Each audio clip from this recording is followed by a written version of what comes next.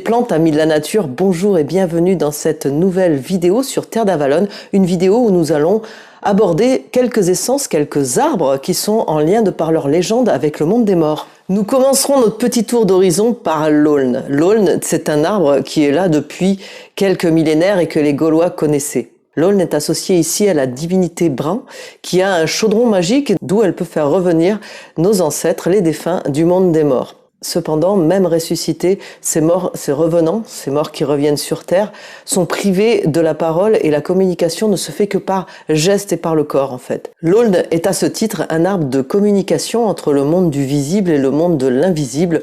Pour nos ancêtres les Gaulois et les druides, n'hésitez pas à pratiquer de la divination sous les feuillages de cet arbre. Toujours dans l'Antiquité, chez les Grecs, une autre essence, le cyprès, est consacrée à Hadès, le dieu des enfers ou le dieu du royaume des morts.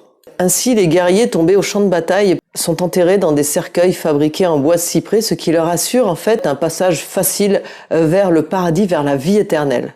Cette conception du passage de la vie à la mort par un intermédiaire, symbole de l'immortalité, se retrouve également chez les chrétiens puisque les cercueils sont majoritairement fabriqués en bois d'épicéa, ce pin que l'on considère comme étant le symbole de l'immortalité, de la vie éternelle, puisque même au cœur de la saison sombre, l'épicéa ou le sapin conserve des aiguilles vertes et vigoureuses.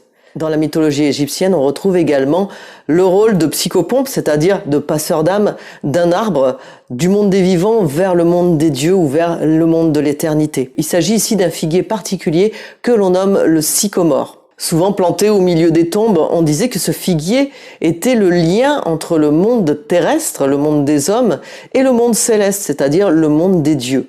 Le sycomore était dans l'Égypte ancienne le symbole de l'élévation spirituelle et du salut des âmes. On prétendait à ce sujet que chaque oiseau qui se posait sur une branche de sycomore était une âme en attente de passage vers la vie éternelle. Aussi, on ne chassait pas les oiseaux qui se posaient sur les sycomores, vous vous en douterez bien. Enfin, dans nos contrées, on trouve beaucoup de cimetières où sont plantés des ifs. Il faut savoir que l'if est toxique dans toutes ses parties, que ce soit les aiguilles, que ce soit ses fruits que l'on nomme les arilles, que ce soit le tronc ou encore les racines. C'est l'arbre le plus toxique et même le plus mortel que l'on ait en Europe.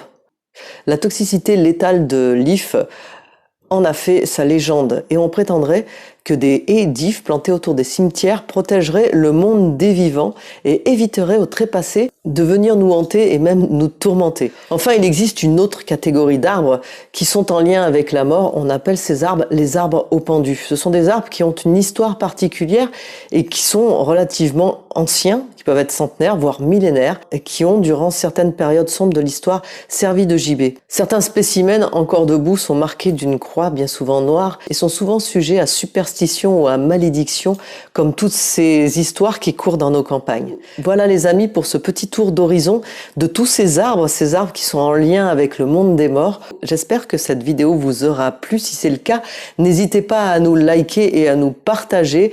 Je vous dis à très bientôt. Bye bye.